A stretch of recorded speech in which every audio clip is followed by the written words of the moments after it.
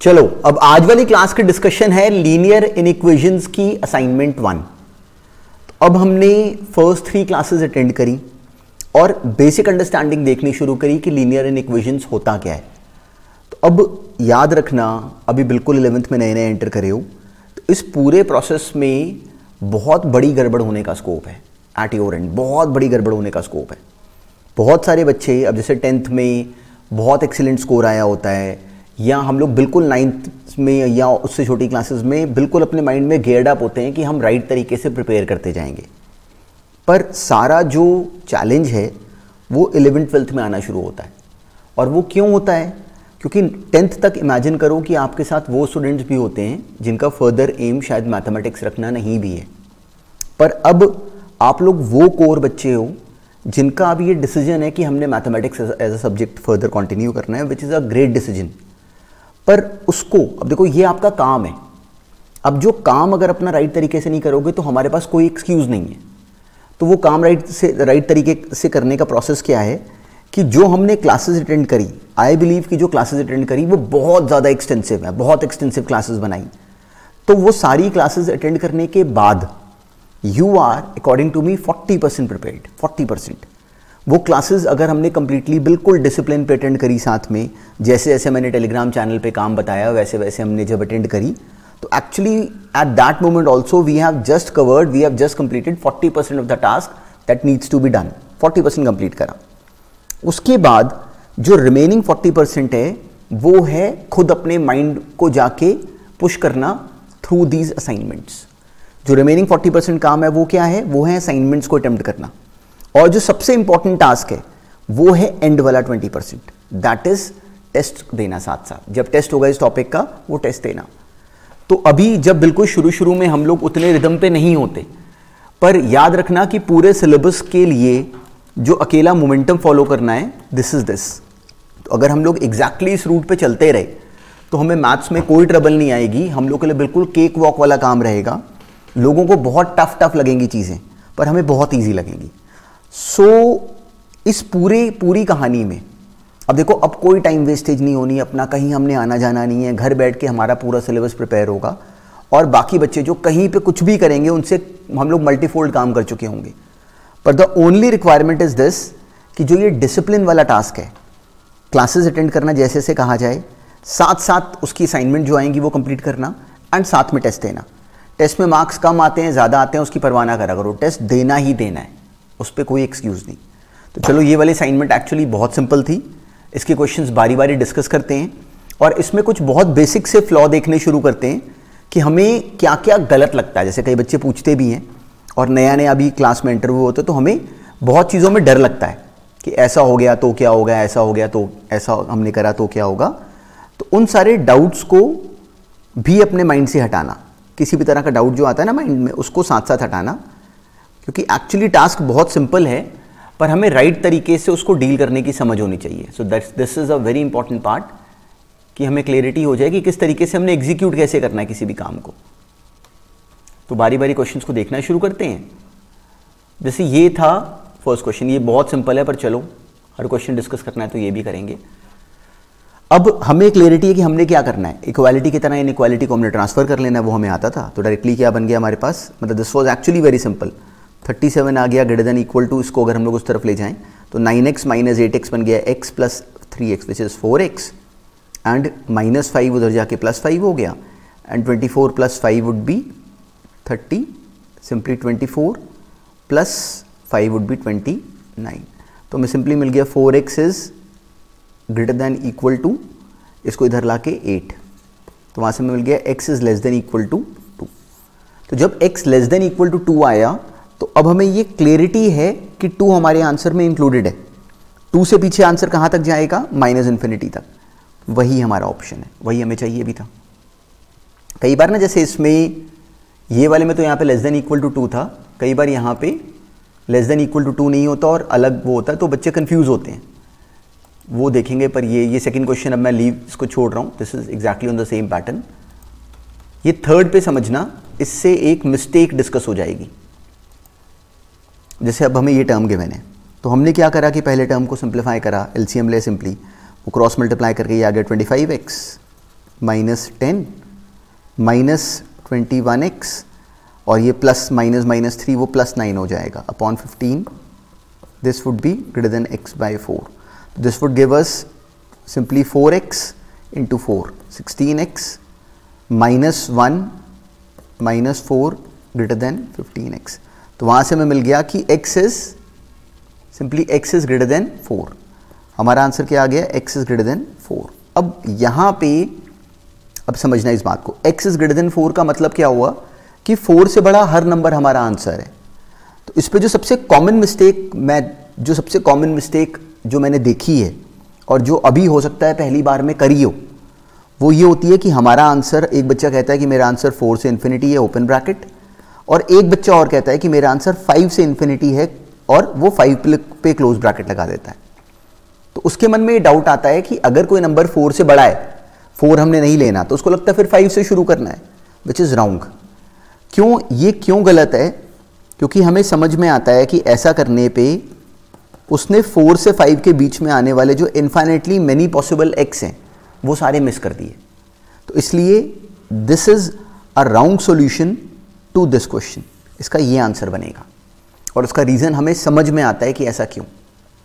तो इस वाली असाइनमेंट में कोई बहुत स्पेशल चीज़ें नहीं थी, पर लेकिन जहाँ जहाँ पे जो रिक्वायरमेंट है उसको ध्यान से समझते हैं कि हमसे गलती क्या क्या होती. तो जहाँ जहाँ पे गलती होती है I would be dealing directly all those questions. तो वो अंडरस्टैंडिंग समझने, क्योंकि असाइनमेंट तो ये वाली एक्चुअली बहुत सिंपल थी. ये बेकार है, ये वाला मैं डिस्कस नहीं कर रहा. अब ये वाले में देखो मैंने क्लियरली रूट बताया है कि बिल्कुल बेसिक अंडरस्टैंडिंग कि अगर दिस अपॉन दिस अगर लेस देन 0 है, इसका मतलब दिस इंटू दिस भी लेस देन 0 होगा. और ये वाला जो लॉजिक है वो केवल अप्लाई होगा लेस देन या ग्रेटर देन 0 के लिए और किसी के लिए नहीं. क्यों? बिल्कुल कॉमन सेंस से सोचो कि दो नंबर्स को डिवाइड करके आंसर अगर नेगेटिव आ रहा है तो उन दोनों नंबर्स को मल्टीप्लाई करके भी आंसर नेगेटिव ही आएगा. लेस देन 0 का मतलब क्या होता है? नेगेटिव. तो अब इसी बात को बोलने का ढंग हमने क्लास में ये भी सीखा है कि इसको x+2 से मल्टीप्लाई डिवाइड कर दो. उसका रीजन क्या कि हमने एक तरह से इसके डिनोमिनेटर को पॉजिटिव कर लिया. x+2 का स्क्वायर बन गया ना, तो अब जब वो पॉजिटिव बन गया तो वो क्रॉस मल्टीप्लाई हो सकता है. ये बात हमने सुनी है क्लास में और हम लोग इसमें सिली मिस्टेक नहीं कर सकते. बाकी बच्चे करते हैं, करते रहें, हमने गलत नहीं करना क्योंकि ईजी सा क्वेश्चन है. पर चलो अभी शुरू में कर रहे हैं. इसके बाद हमें क्लियरिटी है कि हमने क्या यूज़ करना है. जो जंप मेथड बताया, जो सिंपली जो वेवी कर्व मेथड बताया उसका यूज़ करा. तो एक पॉइंट आ गया -2, एक आ गया 5 प्लस माइनस प्लस, और हमने सिंपली जंप्स लगाए. तो अब जो मेरा आंसर बनेगा to this question that would be कि जो x है वो लेस देन -2 है और x ग्रेटर देन 5 है. यहाँ पे बहुत काम की बात है, समझना ध्यान से. तो मेरा फाइनल आंसर क्या बना कि जो x है सिंपली इन दिस केस, यहाँ पे हम नेगेटिव चाहिए, मैं एक्चुअली गलत बोल गया, ये नहीं बना. इसका आंसर बन गया x इज बिटवीन -2 से -5 के बीच में. ये बना आंसर. जो नेगेटिव वाला पोर्शन है वो हमें चाहिए था.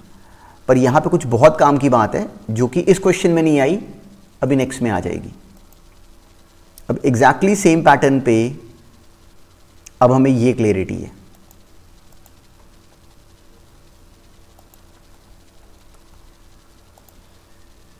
ये क्वेश्चन नोटिस करना.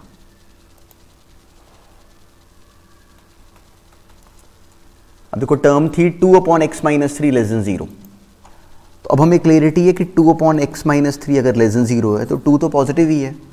तो सिंपली जो ऐसा हो पाने के लिए x-3 को लेस देन 0 होना चाहिए.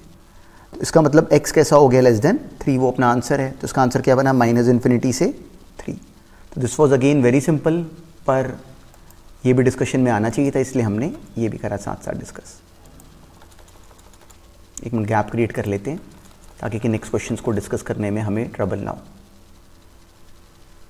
ये वाले सारे पार्ट्स बहुत सिंपल थे इसलिए मैं इसको डिस्कस नहीं कर रहा. वही क्वेश्चंस करेंगे जिसमें कुछ हमें नई बात मिले. अब जैसे इसमें हमें टर्म गिवन थी x+8/x+2 ग्रेटर देन 1. तो हमें क्लियरिटी है कि ऐसे क्वेश्चंस में क्या करते हैं कि इस 1 को हम लोग सिंपली इधर ले आते हैं, प्लस माइनस में कन्वर्ट कर लेते हैं. तो ये बन गई टर्म ग्रेटर देन 0. इसका एलसीएम लिया तो this would give us 8 - 2. x cancel हो जाएगा एंड 8 - 2 6/x+2 आ गया ग्रेटर देन 0. ऐसा होने के लिए x प्लस 2 को ग्रेटर देन 0 होना चाहिए, वहाँ से x आ गया -2 से बड़ा, वो मेरा आंसर है। -2 से बड़ा को याद रखना, हमने एग्जैक्टली ऐसे ही बोलना है और हमने एग्जैक्टली वो रिप्रेजेंट कर लिया। 1/x लेस देन 2, ये एग्जैक्टली सेम क्वेश्चन बना। हमें क्लियरिटी है कि हम इस x को इधर क्रॉस मल्टीप्लाई नहीं कर सकते, तो हमने ये गलती नहीं करनी।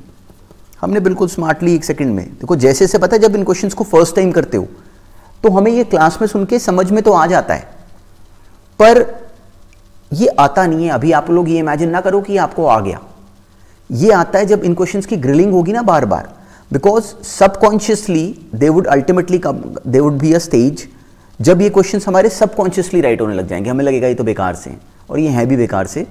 तो वो कब लगेंगे? जब हम लोग इसमें मिस्टेक हमारी होनी 0 हो जाए। तो the interesting part is this कि कई कई बार बताने के बाद भी आई हैव सीन बिल्कुल 10th के टॉपर्स जिन्होंने फर्दर IIT भी क्लियर करा हुआ है, ऐसे से बच्चे भी शुरू के टाइम पे इन क्वेश्चंस में गलतियां करते हैं। तो इसलिए बिल्कुल हमें इसमें ना हीरोइज्म पे नहीं आना चाहिए कि मेरा गलत नहीं हो सकता, वो स्टुपिडिटी है। ये बिना प्रैक्टिस करे, बिना क्वेश्चंस करे, बिना असाइनमेंट करे ये नहीं होंगे, ये गलतियां होती ही होती हैं। तो अगर हुई हैं तो उस चीज़ को लेके भी पैनिक मत होना, सबकी होती हैं, तो बड़ी नॉर्मल बात है। पर रूट राइट कब बनेगा? जब इनको राइट तरीके से प्रैक्टिस करोगे। अब मुझे क्लियरिटी है कि मैंने 2 को इधर शिफ्ट करना है, मैंने करा। इसका एलसीएम लेंगे, ये बन गया 1 - 2x upon x which is less than 0। तो अब ये बन गया 1 - 2x into x less then 0। अब इसमें क्लियरिटी है, मैंने बताया था कि x के कोफिशिएंट को पॉजिटिव कर लेते हैं, तो x इंटू 2x - 1 आ गया greater than 0। x into 2x - 1 बन गया ग्रेटर देन 0।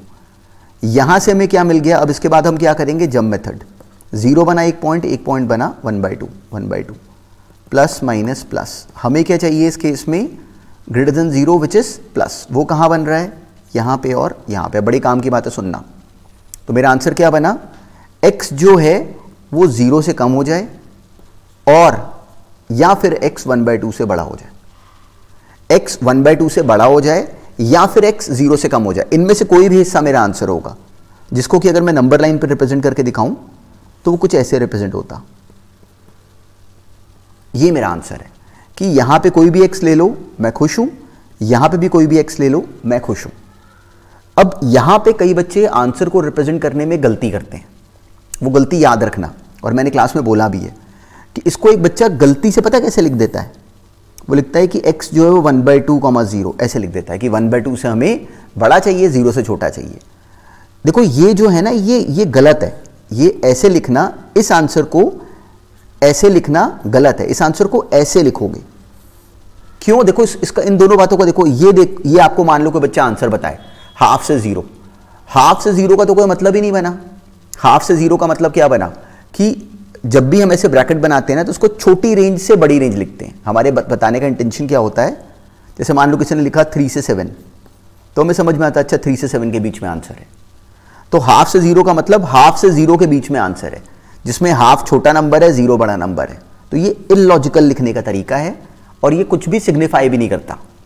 तो ये गलती नहीं करनी, बिल्कुल नहीं करनी। इस तरह के क्वेश्चंस का जो आंसर का रिप्रेजेंटेशन है वो याद रखना एग्जैक्टली ऐसे ही होगा।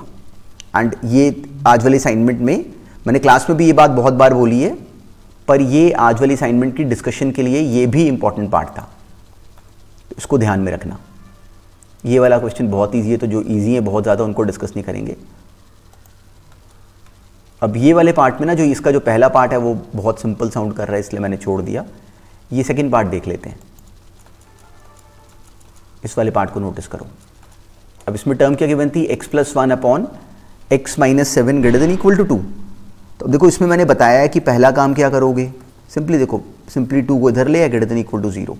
इसका एलसीएम लिया -2x + x, -x 14 + 1 which is 15 upon x - 7 आ गया ग्रेटर देन इक्वल टू 0। तो हमें मिल गया -x + 15 into x - 7 greater than equal to 0। अब यहाँ पे x का कोफिशिएंट नेगेटिव है तो उसको पॉजिटिव करोगे, तो x - 15 into x - 7 less than equal to 0। एक बार साइन चेंज करा इसलिए इनइक्वालिटी का साइन चेंज हो गया। तो अब यहाँ से हमें क्या मिल गया? याद रखना x आ गया सिंपली जंप मेथड से। अब 7, 15 प्लस माइनस प्लस, हमें माइनस चाहिए तो बीच में आ गया, वो आ गया 7 से 15 लेकिन अब याद रखना कि इस क्वेश्चन में x माइनस 7 इसके डिनोमिनेटर में था, डिनोमिनेटर 0 हो नहीं सकता, anything upon 0 is not defined, तो इसलिए x की वैल्यू को हम 7 यहां पे नहीं लेंगे। 7 पे जो ब्रैकेट आएगा वो आएगा केवल ओपन, इसलिए इसके आंसर में नोटिस करूं कि 7 से 15 में 7 पे जो ब्रैकेट है वो ओपन है और 15 पे जो ब्रैकेट है वो क्लोज्ड है। और सिंपल क्वेश्चन था ये भी, there was no trick as such, लेकिन बात समझ में आनी चाहिए ना। तो वो कैसे आएगी, इन क्वेश्चंस को अटेम्प्ट करके, उससे बचना नहीं। अगर असाइनमेंट नहीं करी ना तो मान के चलो कि हमने क्लास अटेंड नहीं करी, मतलब it is such a poor response. घर बैठे अगर हम प्रॉपरली अगर ये वाले काम को साथ में कंप्लीट नहीं करते तो हम अपने आप को झूठ बोल रहे हैं कि हम मैथ्स का कहीं पे कुछ भी कर रहे हैं।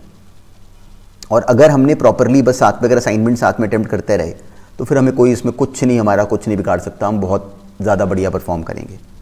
तो अकेला काम ये है कि क्लासेस, असाइनमेंट और टेस्ट, जिस टॉपिक में ये सर्कल पूरा नहीं करा मेरे साथ वो टॉपिक मेरे साथ नहीं करा है, याद रखना ये बात। अब इस क्वेश्चन में क्या बेकार है, बिल्कुल हमें क्लैरिटी है कि 1 को दोनों तरफ शिफ्ट करा दो, ये मैंने सिखाया था। सिंपली क्या बन गया, इधर बन गया -1, इधर बन गया 3। x कितना आ गया, दोनों तरफ 6 से डिवाइड कर दो, -1/6 से लेके 3/6, ओपन ब्रैकेट है इस तरफ, विच इज़ 1/2, तो -1/6 से लेके 1/2। तो इसके बाद क्वेश्चंस की कैटेगरी में कोई ट्रिक नहीं है आज such. So I think this completes the discussion of this assignment. इसमें बस अकेला टास्क क्या था कि जो इस तरह की कैटेगरी के क्वेश्चंस हैं, ये भी मैंने क्लास में बहुत एलेबोरेटली कराए हैं, पर मेन पर्पस क्या था कि एक बार डिस्कशन में ये बातें फिर से बाहर आ जाएं। अच्छा, इस टॉपिक का ना इनइक्वेशंस का जो ज़्यादा रोल है वो कल को 12th में, कल को चैप्टर्स आएंगे और ऐसा होगा, you would be facing students in class 12th जिनको उनके वो सारे क्वेश्चंस गलत होंगे। कैलकुलस आगे जाके हम लोग कभी करेंगे, कैलकुलस के क्वेश्चंस उनके गलत होंगे, और गलत होने का जो रीज़न होता है ना वो एक्चुअली लीनियर इनइक्वेशंस होता है, उनको पता नहीं चलता।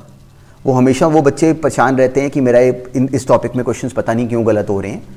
तो क्यों गलत होते हैं कि उन बच्चों को कभी समझ ही नहीं आता कि जो गड़बड़ की जगह है दैट इज लीनियर इनइक्वेशंस। तो हम नहीं करेंगे वो गलती, तो अभी से प्रैक्टिस करेंगे।